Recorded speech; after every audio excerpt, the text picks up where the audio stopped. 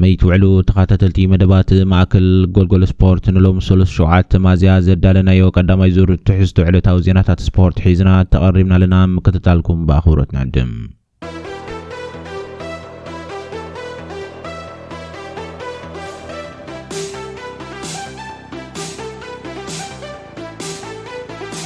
أفكار كعس سجري هنقويلو زبيو كلبات أوروبا زكايدو زعابي وددر تشامبيونز ليج أوروبا لومي قداما يقرنا يربع في الزامية صوتو ريال مدريد مس بايرن ميونخ سبورتين ليزبن دمامس أرسنال بزكايدو صوتا مدبو كغتسليوم ምናልባት እዚ ጾታ ዚያ ፍጻሜ ክግበር ዝግቦ ተባሂሉ ክዝረበሉ ዝኽእል ናይ ክልተ ሓያላት ርክብ እዮም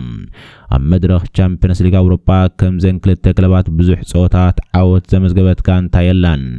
ን15 ግዜ ቻምፒየንስ ሊግ ኣውሮፓ ዘለዓለት ሪያል ማድሪድ ኣብ መድረኽ 309 ጾታት ትዕወት እንከላ ባየር ሙኒክ ድማ 6 ዋንጫ ኣልዒላ 248 ዓወታት ብምዝጋብ ኣብ ካልኣይ ደረጃ ንረኽባ እዘን ዓበይቲ ክለባት ኣብ መድረኽ እዚ ቅድሚ ሕጂ በተደጋጋሚ ተራኺበን ከም ዝነበራ ታሪኽን ክገልጹ እንከሎም ኣብ ጉዕዘን 28 ግዜ ተራኺበን ካብ 26 ግዜ ኣብ ናይ ኣውሮፓ ምሕላፍ ዝተረኸባሉ ሎም ምሸት ሰዓት 10 ድማ ኣብ ሳንቲያጎ በርናባው ዝግበር ናይ ቻምፒየንስ ሊግ ናይ ረብዕ ፍጻሜ ናይ ቀዳማይ እግሪ ጸወታ ማድሪድ ንባየር ሙኒክ ክትንግዳያ ኣብዚ ዓመት እዚ ናይ ጀርመን ክለብ ባየር ሙኒክ ኣብ ኩሉ ጸወታታት ተፈርሕ ኮይና ዘላ ጋንታ ብፍላይ በሃሪኬን ዝምራሕ ዘሎ መስመር መጥቃዕታ ቡንደስሊጋ ጥራሕ ሚቲ ሾቶታት ምምዝጋቡ ስዒቡ ንዝኾነት ክለብ ተራር ፈተና ምዃና መስኪራላ ንኢጣልያዊት ክለብ ኣትላንታ 10 ብ2 ረቲዓ ናብዚ ምብጽሓውን ምስጢሩ ዝዩም እስፓኛዊት ክለብ ሪያል ማድሪድ ድማ በደረጃ ብቃታ ከም ናይ ዝሓለፈ ዓመታት ኣብ ጫፍ ኳን ተዘይተረኸበት ኣብ ዝመድረኽ ግን ኣብ ዝኾነ ኩነታት ኮይና እንታይ ክትገብር ከም ትኽእል ንዓለም ደጊማ ኣሪኣላ ምኽንያት ናይዚ ድማ ንእንግሊዛዊት ክለብ ማን ሲቲ 5 ብባዶ ገሪፋያ ናብ ዝመድረኽ በፂሓ ዘላ ሪያል ማድሪድ ምስ ባየር ሙኒክ ኣብ ዝገበረቶ ዝሓለፈት 9 ጸወታታት ኣይተሰዓረትን ኣብ ቻምፒየንስ ሊግ ኣውሮፓ ሩብዕ ፍጻሜ ካብ ዝወጽሕቱ 22 ኣጋጣሚታት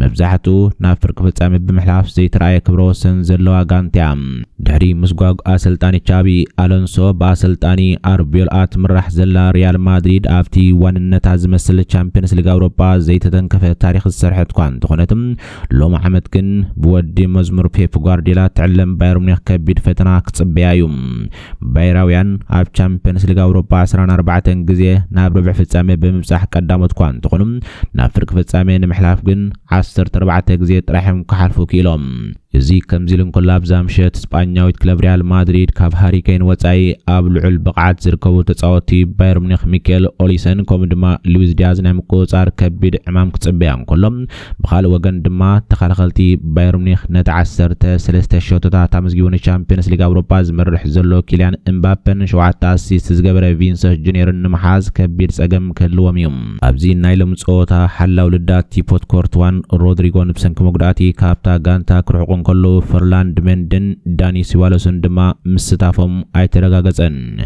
بايرن ميونخ 4 ጸወታት 48 ሾቶታት ዘመዝገበ እንግሊዛዊ አጥቃይ ሃሪኬን ካብ መጉዳቱ ተመሪሱ ነዚ ጸወታ ብቑዕ ምዃኑ ንባየርን ሙኒክ ዓብ ዜና ኮይኑሎም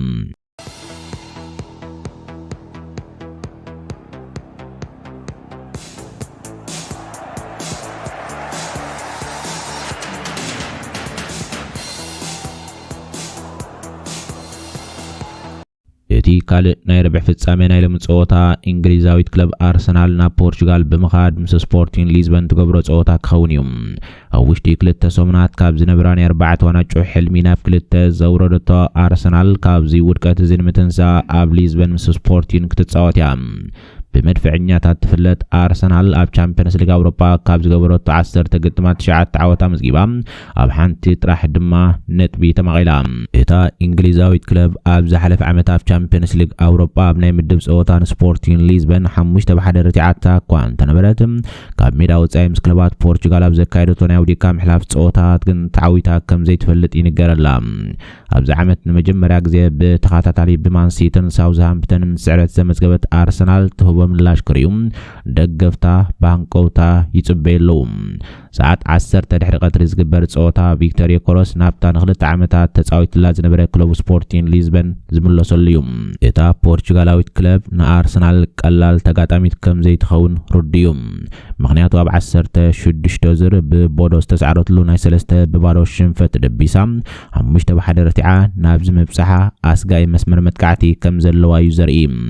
ብፍላይ እቲ ንቦታ ቪክቶሪያ ኮሮስ ንምትካ ካብ አልሜሪያ ብ22 ሚልዮን ፓውንድ ዝተዓደጋ አጥቃዒ ሉዊስ ሱዋረዝ ኣብዚ ዓመት ጥራሕ 33 ሾትታት ምዝጋቡ ስዒቡ ንመስመር ምክልኻል አርሰናል ከቢድ ፈተና ከም ዝኸውን ርድዩ ኣብዚ ጾታ ቡካዮ ሳካ ዩሬን ቲምበር ካብ ጾታ ውጻይ ከም ዝኾኑ አሰልጣኒ ሚኬል አርቴታ አፍሊጡሎም ዴክላን ራይስ ጋብሪኤል ማጋላሽ ሊያንድሮ ትሮሳርድ ግን ዝነበሮም ቀሊል ማህረምቲ ኣሕብዮም ንጾታ ድልዋት ምዃኖም ተረጋጊጹሎም እዚ ጾታ ንአርሰናል ወቕታዊ ኩነታት ንምቕያር ጥራሕ ዘይኮነ ኣብ እንግሊዝ ኣብ ፕሪሚየር ሊግ ንዝቕጽሉ ጾታ ስነኣምራዊ ሓይሊ ትረኽበሉ ስለ ዝኾነ ንሚኬል አርቴታ ዓቢ ኣገዳስነት ኣለዎም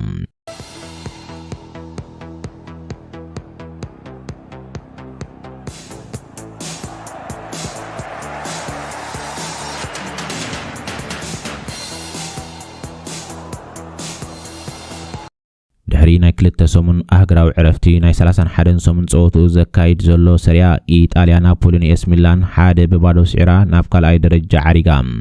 ናፖሊ ኣብ ሜዳ መወዳእታ ብማቴዎ ፖሊታኖ ዝረኸበታ እንኮሾቶ ተጠቒማ ኤስ ሚላን 1-0 ረቲዓ ኣብ ሰሌዳ ናይቲ ሊግ ደረጃ ከተማሓይሽ ክኢላ እታ ክብራ ክትዕቅብ ትቃለስ ዘላ ናፖሊ በታ መራሒት ሊግ ዘላ ኢንተር ሚላን ብ7 ነጥቢ ተበሊጻ እኳ እንተላ 3 ነጥቢ ምእካባ ግን ኣብ ውድድር ዋንጫ ክትቅጽል ኣኽኢልዋሎ በአንጻሩ ኤስ ሚላን ብሰንኪ ዝስዕረት ዋንጫ ዝነበራ ተስፋ ኣብ ከቢድ ጸቕጢ ወዲቑሎም ኣብ ስታዲየም ዲያጎ አርማንዶ ማራዶና ዝተኻየደ ጾታ ናፖሊ ብመሪሕነት አሰልጣኒ አንቶኒዮ ኮንተ ናብ ሜዳ ድሕሪ ምእታው ማቴዎ ፖሊታኖ ኣብ 79 ደቂቃ ብዘመዝገባ ሾትያ ክትዕወት ክኢላ ኣብ ናይ መጀመርያ ጾታ ክልቴን ጋንታታት ብተመሳሳሊ ብቕዓት ይጻወታ እኳ እንተነበራ ኣብ ካልኣይ እብረ ግን እቲ ጾታ እናሓየለ ክመጽእ ተራእዩ ኣብ መወዳእታ አንቶኒዮ ኮንተ ካብ ወንበር ዘእተዎም ተጻወት አሊሰን ሳንቶስን ማቴዎ ፖሊታኖን ኣብታ ሾት ዓቢ ግደ ተጻዊቶም እዮም ሳንቶስ ብዘደ መንገድን ማቲያስ ኦሊቨራ ዝሃበ ኩዕሶ በተኸላኸላይ ኤስ ሚላን ኮኒ ደዊንተር ተጨሊፋን ፖሊታኖም ስበጽሖቶ እቲ ኢጣልያዊ ተጻዋታይ ድማ በቐጥታ ንማይክ ማይናን በመስካር ናብ መርበብ ኣዕሪፍዋ ኤስ ሚላን ማዕረን ምዃን ሓያል ጻዕሪ እኳ እንተካየደ ሳንቲያጎ ጎሚንዝ ብርእሱ ዝገበራ ሓያል ፈተነ ግን ልዕሊ ልዳት ሓሊፋ ምውጻእ ጾታ ብዓወት ናፖሊ 1-0 ክዛዘም ተገዲዱ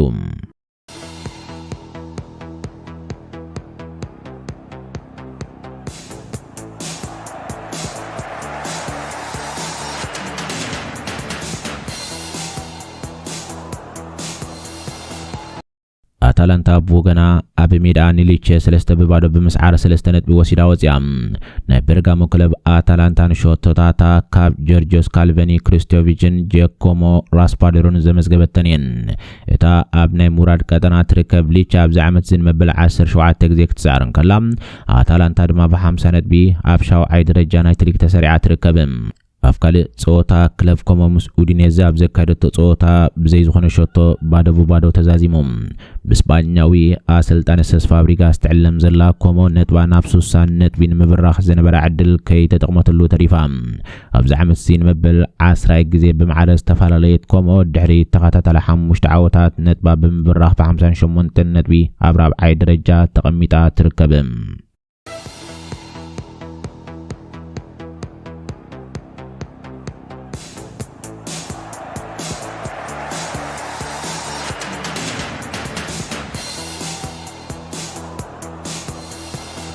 እንግሊዛዊት ክለብ ሊቨርፑል ነቲ ካብ ነዊሕ ግዜ ድሌታ ዝነበረ ፍረንሳዊ ናይ ማእከላ ካፋፋሊ ኤድዋርዶ ካማቪንጋ ንምስጋር ኣብ ወሳኒ ምዕራፍ ከም ዝበጽሐት ተፈሊጡ ከምቲ ፍረንሳዊት ጋዜጣ ሊኬብ ዘውጽኦቶ ሓበሬታ ሪያል ማድሪድ ነተወዲ 23 ዓመት ተጻዋታይ ንምሻጥ ድልውቱ ምዃና ድሕሪ ምግላጻ ሊቨርፑል ነዘጋጣሚ ንምጥቃም ኣብ ወሳኒ ኩነታት ትርከብ ከም ዘላ ጸብጺባ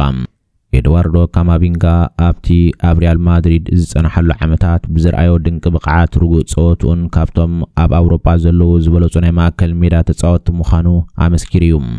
ሊቨርፑል ድማ መስመር ማእከል ሜዳ ንምሕያል ንነዊሕ ዓመታት ዓይና ኣውዲቓትሉ ዝጸንሐት ካማቪንጋ ንምስጋር ትጽዕር ኣላ። ሪያል ማድሪድ ኣብዚ እዋን ዛብ ጋንታ ዓብ ለውጢ ንምግባር ኣብ ምድላው ብምህላዋ ካማቪንጋ ካብቶም ናብ ዕዳጋ ክወርዱ ዝኽእሉ ዓበይቲ ተጻወትቲ ኮይኑ ተሰሪዑሎም። ሊቨርፑል ድማ ንስሙን ዓቕምን ዝተጻወታይ ንምጥቃም ዘለዋ ድሌት ክንጸባርቕ እንከሎ እዚ ምስጋር ኣብ መስመር ማእከል ሜዳ ዓቢ ምዕባለ ከምጽእ ከም ዝኽእል ተንተንቲ ኩዕሶ እግሪ ይገልጹ።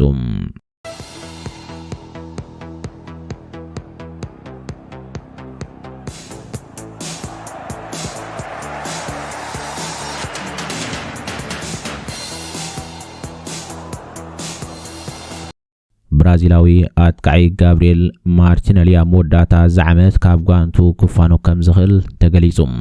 እዚ ተጻዋታይ ብዘለዎ ፍጥነትን ብዘለዎ ናይ ምጥቃዕ ተዓጻጻፍነትን ኣብ ዝሓለፈ ዓመታት ኣብ ኣርሰናል ወሳኒ ተጻዋታይ ኮይኑ ጸኒሑ እዩ። ይኹን እምበር ኣብዚ ዓመት ብዙሕ ግዜ ብዘይምርካቡ መጻኢኡ ኣብ ሜዳ ኤምሬትስ ኣብ ሕቶ ምልክት ወዲቑሎ። ኣሰልጣኒ ሚኬል ኣርቴታ ኣብ ዝሓለፉ ጸወታት ሊያንድሮ ትሮሳርድ ኣብቲ ማርቲኔሊ ዝጻወተሉ ቦታ ምምራጹ ማርቲኔሊ ምስ ቀዳሞት ተሰለፍቲ ኮይኑ ክጻወት ይጽገም ኣሎ። ፈረንሳዊት ክለብ ፓሪስ ሰንት ጀርመን ንጋብሪኤል ማርቲኔሊ ዘለዋ ድሌት ከም ዝወሰኸ ዝሓበረት ጋዜጣ ሚድያ ሴት እታ ናይ ፈረንሳ ጋንታ ጋብሪኤል ማርቲኔሊ መስመር መጥቃዕታ ዘድሊ ፍጹም ተጻዋታይ ኢላ ከም ተኣምነታ ጋዜጣ ትሕብርም። ብፍላይ ኣብ ፕሪምየር ሊግ ዘሎ ተመክሮን መስመር መጥቃዕቲ ፓሪስ ሰንት ጀርመን ደረጃ ከም ዝዕብዮን ማርቲኔሊ ድማ ኣብ ዝኾነ ናይ ምጥቃዕ ቦታታት ክሽፍን ዝኽእል ተጻዋታይ ከም ምዃኑ መጠን ነታ ጋንታ ሓጋዚ ክኸውን ይኽእል እዩ። ማርቲኔሊ ኣብ ሜዳን ዘለዎ ዕድል ንምዕባይ ብጽኑዕ ይሰርሕ እኳ እንተሎ ትኽክል ዋጋ ዕዳጋ እንተዳ መጺኡ ግን ኣብ ዝመጽእ ክራማት ካብ ሜዳ ኤምሬትስ ክለቀሉ ዝኽእል ዕድል ልዑል ምዃኑ ጸብጻባት ይገልጹ። እዚ ተጻዋታይ ኣብ ክለብ ኣርሰናል ዳርጋ 10 ዓመታት ኣሕሊፉ እዩ። ስለዚ ኣብዚ ዓመት ዋንጫ ፕሪምየር ሊግ እንተዳ ተዓዊቱ ንኣርሰናል ብኽብሪ ክፋነዋ ዝበለጸ ግዜ ክኸውን ይኽእል እዩ። እዚ ምስጋር እንተዳ ተፈጺሙ ኣርሰናል ካብቲ ምስጋር ትረኽቦ ገንዘብ ንኻልኦት ሓደስቲ ተጻወትቲ ንምዕዳግ ክትጥቀመሉ ትኽእል እያ። ኣብ ዝሓለፈ ሰሙናት ከም ዝተገልጸውን ተጻዋታይ ክለብ ፒኤስጂ ክባራስኬሄልያ ናብ መሰርዓ ክተምጾም ምንቅስቓስ ጀሚራ ዝብል ዜና ከም ዝነበረ ኣብ ግምት ኣቲኻ። እዚ ድማ ምናልባት ንጉዳይ ጋብሪኤል ማርቲኔሊ ከቃላጥፎ ይኽእል እዩ።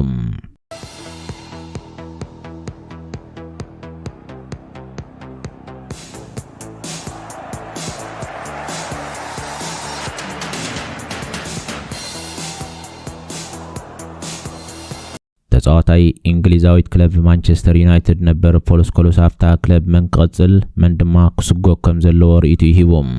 ማንቸስተር ዩናይትድ ካብ ሩበን ኣሞሪም ስልጣን ኣሕዲጋ ንማይክል ካሪክ ካብ ዝሃበትሉ ወርሒ ጥሪ ጀሚራ ካብ ዘካየደቶም 10 ተጻዋታት 7 ዓወት ብምምዝጋብ ንቻምፒየንስ ሊግ ኣውሮፓ ንምሕላፍ ሰናይ ተስፋ ሪኣላ። ከም ዝፍለጥ ብራዚላዊ ኣካፋፋሊ ናይታ ክለብ ካሳሜራ መወዳእታ ዝዓመት ጋንቱ ከም ዝገድፋ ድሕሪ ምግላጹ ዩናይትድ ማእከል ሜዳ ብሓድሽ ተጻዋታይ ክትኮ በቀዳምነት ክትምቶ ጸኒሐላ።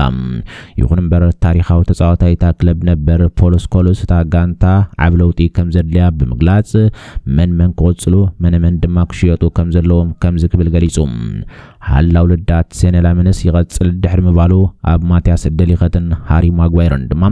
ካብኣቶም ሓደ ጥራሕ ክትሕዝ ዘለካ ደሊኸት ኣዝዩ ዝሓሸይሉ ኣብ ቻምፒየንስ ሊግ ኣውሮፓ ወይ እውን ኣብ ፕሪምየር ሊግ ክትጻወት እንተዳ ኮንካ ማጓየር ኣይዕግበካን እዩ። ምስኡ ዝተሓባበር ከም ሪዮ ፈርዲናንድ ዝበለ ተኸላኻላይ እንተዘይብልካ ንምሻጡ እምረጽ ኢሉ። ሊሳንድሮ ማርቲኔዝ ጽቡቕ ናይ ጸጋማይ እግሪ ክእለት ኣሎ እንተኾነ ግን ብርቱዕን ቁልጡፍን ተኸላኻላይ የድልዮም ንግዜ ግን ይቐጽል ኢሉ። ለኒሮ ይጽገም ኣሎ ግዜው የድልዮ ይኸውን ሕጂ ክውስን እንተዳ ኮይነ ግን ምሻጡ መርጽ ኢሉ። ኣብ ዲያጎ ዳሎት ዘለዎ ርእይቶ ይቐጽል ክብል እንከሎ ከም ኣብታ ጋንታ ዘለዎ ኣመለኻኽታ ጽቡቕ ተጻዋታይ ክብል ኒድዎም። ናስር ማዝራዊ ይሸየጥ ኣበይ ከም ዝስለፍ ኣይርዳእንን ዝበለ እቲ ተጻዋታይ ነበር ፓትሪክ ዶርጉ ቦቱ ስለ ዘይፈለጠ ምሻጡ ይሓይሽ ክብል ርእይቱ ሂቦም። ኣብ መጻኢ ናይ ጸጋም ተኸላኻላይ ሉክሻው ድማ ብብቕዓቱ ካብቶም ዝሓሹ እኳ እንተኾነ ብዙሕ ግዜ መጉዳእቲ ስለ ዘጋጥሞ ግን ምሻጡ ይምረጽ ሜሰን ማውንት ብሉጽ ተጻዋታዩ እንተኾነ ኣብ መሬት ብሩኖ ፈርናንዴሽ ክጻወት አይክልኒ ስለዚ ምሻጡ ይሓይሽ ኢሎም ብሩኖ ፈርናንዴሽ ናይታ ጋንታ ህይወት ምዃኑ ኣብ ግምት ኣቲኻ ክቕጽል ጥራሕ ዘለዎ ክብል ሩይቱ ይብሎም ካሳሜሮ ሙልቃቁ ቁንዒ ዝበለ እቲ ተጻዋታይ ነበር ማሊኤል ኡጋርቴይ ሼጥ ኮቢ ማይኖግን ይቐጽል ክብል ተዛሪቦም ብዘካዚ ፖልስኮልስ ኣብ መስመር መጥቃዕት ናይታ ጋንታ ማቲዮስ ኩንያ አማድ ዲያሎ ብራያን እምቡሞ ቤንጃሚን ሴስኮ ክቕጽሉ ከም ዘለዎም ክገልጹ እንከሎም ጀስዋ ዝርክዝግን ክሽየጥ ከም ዘለዎ ኣስሚሩሎም